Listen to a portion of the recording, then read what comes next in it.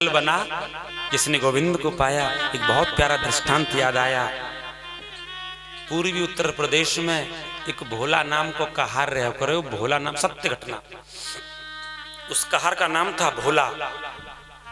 भोला कहार, दो पुत्र एक पुत्री, और पुत्री है गई विवाह के योग्य। भोला केवल कोई बात करे, कोई बात कछु कहें, भैया बाल गोपाल कैसे, रघुनाथ जी जाने हैं। हर एक बात तो यही कहते थे। भोला कहार जाति के थे, रघुनाथ जी जाने। बोला खेती में क्या बोया है, भैया फसल है, कैसी है, रघुनाथ जाने। गृहस्थी थे, दो पुत्र एक पुत्री। पहले बोलो जय श्री कृष्णा, ने जोर से बोलो, आनंद आया। भोला कहार की एक बेटी, विवाह के योग्य बेटी, विवाह को वही भैया छोरा देखे। पूर्वी भाषा में छोरानते बेटा थे भैया के हमें। पिताजी विवाह की व्यवस्था करनी है, मुद्राएं नहीं है, पैसा नहीं है, गांव के साहूकार से कुछ ऋण लिया। तो भोला कहार ऋण लेकर के आ गए और सेठ जी ने खाता चढ़ा दिया भोला कहार के नाम इतने रुपए। बेटी का विवाह किया और विवाह के उपरांत दोनों बेटा कहीं कमाने खाने चले गए। देर सवेर पैसा कमा के लाए और पिताजी से कहा, पिताजी ले अब सेठ जी का पैसा मैं ब्याज की चुकता कर दो। सत्य घटना है। पंडित जी सेठ जी के पास भोला गए पैसा लेकर के, सेठ जी हमारे बच्चे कमाने खाने लगे हैं और आप उनको रुपया ले लो, वो तनी इनका चुकता कर दे, हो ये रुपया ले लो, चुकता कर दो। कितने रुपए लिए थे? अब तो सेठ जी रघुनाथ जी जाने।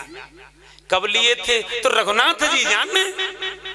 सेठ जी समझ गए यह आदमी पर तो दोबारा ले सके, ये तो डलमाइंड है, ये अब तो दोबारा कर्ज ले सके, चार आदमी जोड़ देंगे तो कह देंगे इसने दिया ही नहीं। सेठ जी के मन में बेईमानी आ गई और कर्जा चुकता तो लिख दिया और रसीद बना के देने वाले। तो सेठ जी ने सोची या तो दोबारा ले सकें, वो रसीद फोल्ड करके अपनी डायरी में रख दी। सेठ जी कर्जा चुक गया? हाँ भैया चुक गया। तो ठीक है सेठ जी, अब रघुनाथ जी जाने। भैया कभी जरूरत पड़े तो और ले जाना। बोला सेठ जी रघुनाथ जी जाने। 10-5 दिन, महीना 2 महीना गुजरा। भोला कहार के पास सेठ जी आ गए। भोला वो तूने कर्जा लिया था बेटी के वाकई अभी चुकता नहीं किया। बोले सेठ जी हम तो दया है आपने तो रसीद भी लिखी थी। कैसी रसीद? कहाँ की रसीद? कब की रसीद? कोई रसीद वसीद नहीं है। या तो कर्जा चुकता करो, नहीं हम अदालत में तुम्हारे नाम केस कर देंगे।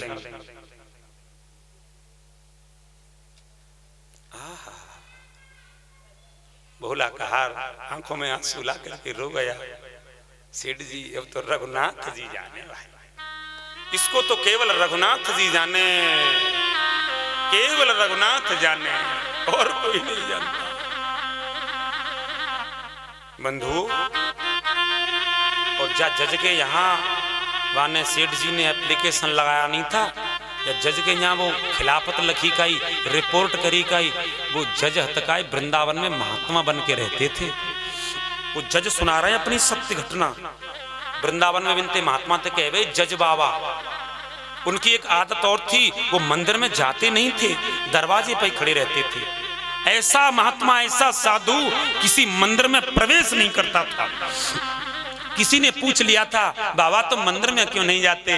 तो जब बाबा ने कही कि भैया हम काऊ, आज से बहुत समय पहले एक अदालत में जज हुआ करते थे और जज ने अपनी घटना सुनाई है कि मेरी अदालत में ऐसा एक केस आया था। सेठ जी ने फर्स्ट इन्फॉर्मेशन रिपोर्ट FIR दर्ज करा दी, मेरा कर्जा लिया है भोला कहार ने और देता नहीं है, और जज ने भोला कहार के नाम सम्मन जारी कर दिए। भोला कहार को बुला के लाइए, अदालत में पेश हो, कर्जा चुकता क्यों नहीं किया? और भोला कहार गए। भोला कहार से कहा भोला तुमने सेठ जी से कर्जा लिया था? जी सेठ जी, जज साहब लिया था। दिया क्यों नहीं? नहीं महाराज गलत बात है, मैंने कर्जा चुकता किया है, सूद भी दी है, ब्याज भी दी, सब कुछ दिया, पर्ची लिखी है। झूठ बोलता है जज साहब, ये पागल है। जज ने कहा चुप रहो सेठ, हम बात करते हैं। अच्छा भोला, जब इन्होंने कर्जा, तुमने इनका कर्जा चुकता किया था तो कोई साथ में था? वो एक ही रिटी पिटी बात भोला के पास कह दिया, रघुनाथ जाने। जज ने समझा कोई रघुनाथ नाम को या गांव को आदमी है, बाकी सामने दिए होंगे। अच्छा भोला जाओ, अब हम जाने। एक बात कहें, अगर मुवक्किल गड़बड़ करता है फरीक, तो गवाह के नाम सम्मन जारी करें जज। ये तो कानून में अनुच्छेद में लिखा है, अगर गवाह फरीक गड़बड़ करे तो गवाह के नाम सम्मन जारी है यहाँ, जो गवाही देता है। जाइए भोला, तुम जाओ, हम देख लेंगे। रघुनाथ के नाम से और कोर्ट मोहर से कहा, कोर्ट मोहर रघुनाथ के नाम से सम्मन जारी करो और जाओ उस गांव में सूचना कर दो रघुनाथ हाजिर हो। उनके सामने कर्जा दिया है। सिपाही वो सम्मन लेकर के पूरे गांव में घूमा। रघुनाथ कोई गांव में रहवे का? इस गांव में रघुनाथ नाम का कोई आदमी था ही नहीं।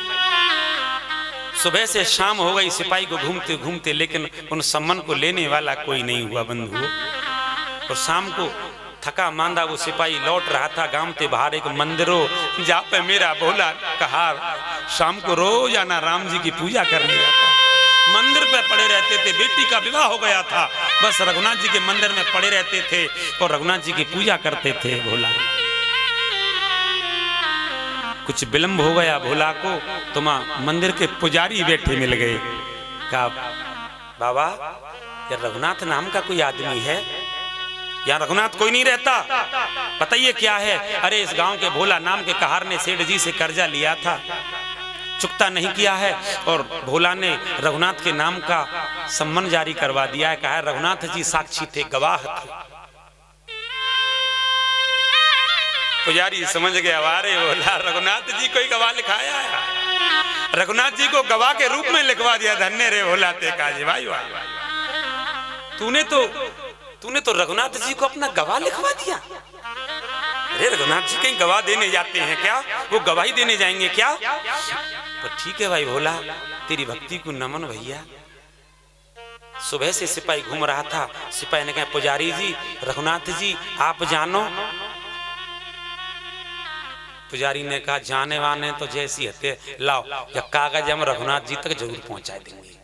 उस सम्मन लिया और रघुनाथ जी के चरणों में रख दिया पुजारी ने, और हाथ जोड़ के पुजारी जी खड़े हो गए। हरि बिनु संकट कौन उबारे, हरि बिनु संकट कौन उबारे, हरि बिनु संकट कौन उबारे, हरि बिनु संकट कौन उबारे, हरि बिनु संकट कौन उबारे।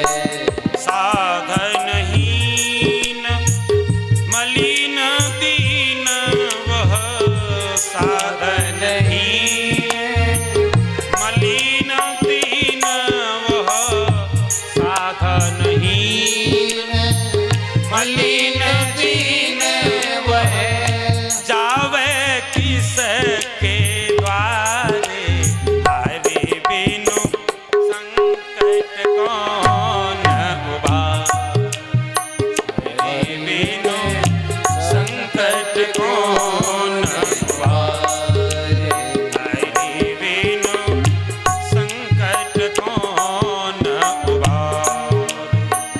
यहाँ दास की लाज बचाओ, यहाँ दास की लाज बचाओ, लाज है हाथ तुम्हारे, हरि बिनु संकट कौन उबारे, तुम बिनु संकट कौन उबारे, तुम बिनु संकट कौन उबारे,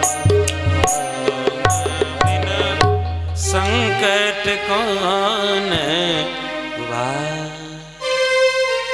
पुजारी जी ने रख दिया पत्रिका रघुनाथ जी के चरणों में। रघुनाथ जी के चरणों में पत्र का रख दी। हरि बिन संकट को न उबारे, साधनहीन मलीन दीन वह, साधनहीन मलीन दीन वह, अब जावे किसके द्वारे, तुम बिना संकट कौन बारे, तुम बिन अब संकट कौन बारे।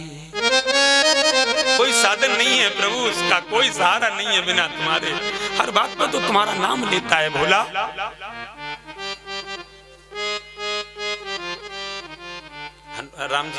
राम जी का श्रृंगार किया पुजारी ने। भोला मस्त है, वो तो गवाही लिखा के मस्त है। रघुनाथ जी गवाही देंगे मेरी, मुझे क्या लेना देना। और जाएगी लाज तुम्हारी नात, वाको क्या बिगड़ेगो, बेइज्जती हो जाएगी प्रभु। पुजारी ने कहा सुनो, तुमने क्या क्या नहीं किया है, आज गवाही नहीं देने जा सकते क्या? भगत नहीं है क्या तुम्हारा? भात भर सकते हो, गाड़ी बैलगाड़ी चला सकते हो, रथ हाँक सकते हो, मित्र बन सकते हो, शत्रु बन सकते हो, भाई बन सकते हो, पुत्र बन सकते हो, पिता बन सकते हो, पत्नी तक बन सकते हो मोहिनी अवतार में। क्या गवाह नहीं बन सकते हो बिहारी जी? ओ अवध बिहारी, क्या गवाह नहीं दे सकते उसकी? बहुत भोला है मेरा, मैं जानता हूं। किस किस की गवाही नहीं दी तुमने? क्या आज भोला के नाम पर गवाह बन के नहीं जा सकते हो बदलाल? एक काम है बस, उसका जीवन निकल गया तुम्हारी भक्ति करते करते, और आज उसको काम पड़ा है और उसकी गवाही नहीं दे सकते तुम अवध बिहारी। कितना दिल टूट जाएगा बेचारे का, मर जाएगा वो। एक भरोसा एक बल एक आस विश्वास, उसका अटल भरोसा है बिहारी जी तुम पर। वो जानता है कि मेरी गवाही देंगे तो रघुनाथ देंगे, और इसीलिए तुम्हारा उसने नाम लिखवा दिया है। खबरदार, सावधान, मैं ये प्रतिज्ञा करता हूं, अगर आपने उसकी गवाही नहीं दी तो अपना सर यहीं कलम कर दूंगा। कितना भोला है वो, नाम का भोला नहीं रघुनाथ, काम का भी बहुत भोला है। श्रृंगार बनाया पुजारी ने रघुनाथ जी का, और रघुनाथ जी से कहा सुबह 1 तारीख में जल्दी चले जाना। रघुनाथ बंधुओं, रघुनाथ जी को श्रृंगार करा कर के कह दिया। जज कह रहे मेरी कचहरी लगी। रघुनाथ जी से शाम को भोला भी कह आया, बिहारी जी अवध बिहारी मेरी भी रक्षा करना, मेरी तारीख है आज की, मैं भी जाऊंगा। और भोला कहार भी अदालत में गया, और भोला से पहले एक बूढ़े बूढ़े ब्राह्मण का धोती पहन करके, फटी सी कुर्ती पहन करके, बेंत लेकर के मेरे रघुनाथ जी अदालत में हाजिर हो गए। एक कोने में जाकर के बैठ गए,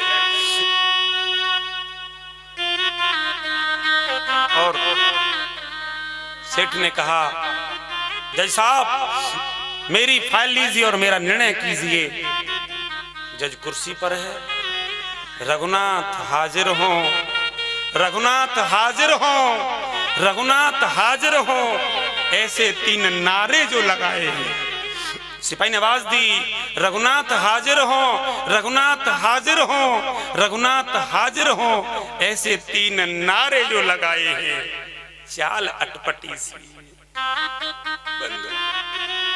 बुढ़ा शरीर है मेरे बिहारी जी का, चाल अटपटी सी, एक वृद्ध की झुकी सी देह। चाल अटपटी सी, एक वृद्ध की झुकी सी देह, धोती फटी सी, बांध सामने वो धाए है। धोती को बांध रखा है मेरे अवध बिहारी ने। हाथ माए छड़ी, पड़ी ही तुलसी की माल। हाथ माए छड़ी, पड़ी ही तुलसी की माल, और माथे पे रोरी लाल चंदन भी लगाए। ये स्वरूप है मेरे अवध बिहारी का बंधु, ये जज कह रहा है। माथे पे रोरी लाल चंदन जो लगाए हैं, और साहब के सामने विनीत चपरासी साथ। आज साहब के सामने ये नम्र चपरासी साथ, आज रघुनाथ मेरी गवाह बन आया।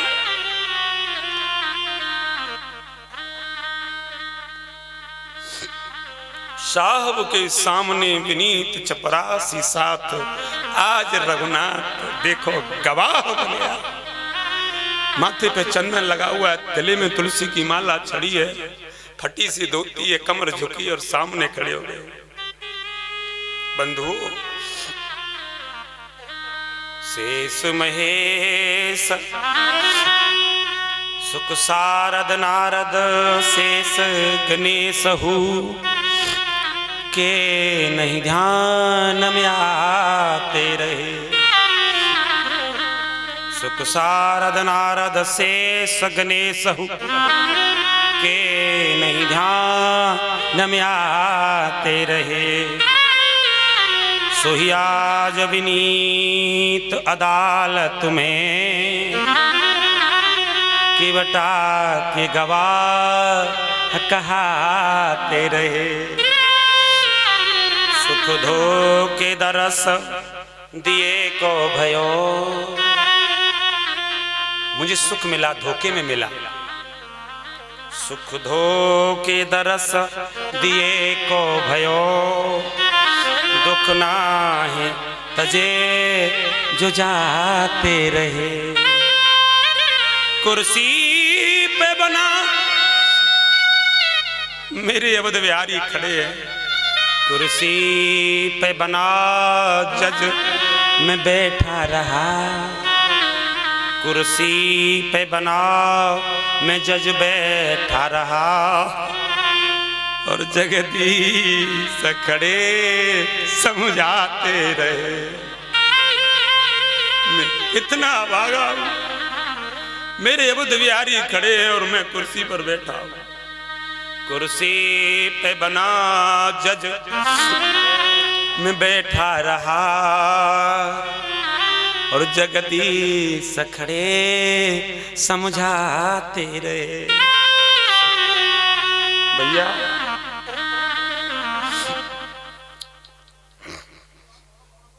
मैं कुर्सी पर बैठा रहा और मेरे बिहारी जी सामने खड़े गवाही देते रहे।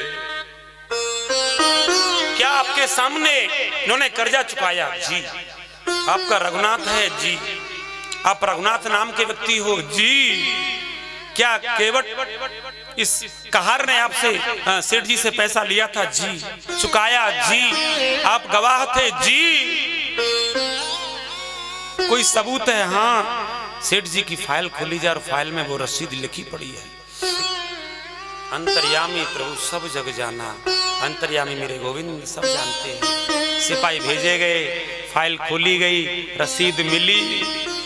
जज ने मेरे इज्जत सहित बरी कर दिया। भैया बोला तुम जीत गए, सेठ जी तुम हार गए, जाओ। लेकिन जज की आंखें में से आंसू बंद नहीं है, और सेठ जी के दिमाग में यही प्रश्न है, ये आदमी आखिर है कौन भाई? ये तो उस गांव में रहता ही नहीं है, मेरी उम्र निकल गई, मैंने इसको देखा ही नहीं है। ए भोला भैया, तेरा हमारा तो आज निर्णय हो गया है, लेकिन एक बात तो बता रहे भैया, तेरा रिश्तेदार है कि तेरा खानदानी है कि तेरा भूले बिछुटा कोई यार है, ये है कौन? लाला ओ भैया बोला या को परिचय तो दे दे। बोला नहीं कहा मैं नहीं जानता हूँ सेठ जी, इसको तो जगत जानता है, ये वही रघुनाथ। बंधु बोला भी सिर पकड़ करके बैठ गया। आज मेरी गवाही देने रघुनाथ आए, मैं प्रणाम भी नहीं कर पाया, मैं उनको प्रणाम भी नहीं कर पाया। मैं कितना भागा हूँ। और इधर जज अपनी कुर्सी छोड़ करके अपनी ऑफिस में आए, और इधर जज बैठ गया। जज भी रो रहा है। सेठ जी कह रहे थे ये गांव का आदमी उसमें रहता ही नहीं है, फिर भी गवाही देने आया कौन है? जाओ भोला को बुला के लाओ। और भोला आया। भोला से जज ने पूछा भैया एक सांची सांची बात बतावे को? जी जज साहब जरूर बताओ। भैला एक बात बता दे, ये आखिर में है कौन? बस भोला ने एक बात कही, साहब साहब तेरी साहिबी साहब तेरी साहिबी घट घट रही समाह, जो मेहंदी के पात में ये लाली लखी न जाए। मेहंदी के पत्ता, मेहंदी का पेड़ हरा होता है बंधुओं, और मेहंदी के पेड़ से पत्ती तोड़ो तो वो भी हरी होती है, और उस पत्ती को सिल पर पीसो तो हरी होती है, हाथ पे रखो तब भी हरी होती है, और उस हरेपन को हाथ से हटाओ तो हाथ लाल हो जाए। जो मेहंदी के पात में और लाली लखी न जाए। आपसे भी भूल हो गई जय साहब, और मैं भी बिहारी जी को प्रणाम नहीं कर पाया, बड़ी भूल हो गई। ये कोई और नहीं, ये साक्षात अवधनंदन है। बस जज ने अपने कोर्ट मुहर्रर को बुलाया, कोर्ट मुहर्रर एक इस्तीफा का कागज बनाओ और मेरे दस्तखत करवाओ। जज ने इस्तीफा के कागज पर दस्तखत कर दिए, अपने कपड़े उतारे, बस देख लिया दुनिया का, चले गए। जज साहब ने कहा आज से ऐसी नौकरी में खाक लगे। मेरे सामने बिहारी जी खड़े रहे और मैंने कुछ नहीं किया। भैया इसीलिए मैं किसी मंदिर में नहीं जाता हूँ, मैं बिहारी जी को मुंह दिखाने के लायक नहीं रहा। जज ने आ तो गया हूँ, मंदिर के गेट पे तो आ जाता हूँ, आ तो गया हूँ मगर जानता हूँ, आ तो गया हूँ मगर जानता हूँ, तेरे दर पे आने के काबिल नहीं हूँ। तेरी मेहरबानी का है बोझ इतना, तेरी मेहरबानी का है बोझ इतना, जिसे मैं उठाने के काबिल नहीं हूँ। जमाने की चाहत ने मुझको भुलाया, पर तेरा नाम मेरी जुबां पर न आया। खताबार हूँ मैं, जज कह रहा है, खताबार हूँ मैं, गुनहगार हूँ मैं, तुझे मुंह दिखाने के काबिल नहीं हूँ। माना के दाता तुम हो सब जहां के, मगर कैसे दामन में फैलाऊं आके। जो अब तक दिया है वही कम नहीं है, जो अब तक दिया है वही तो कम नहीं है, तेरा कर्जा चुकाने के काबिल नहीं हूँ।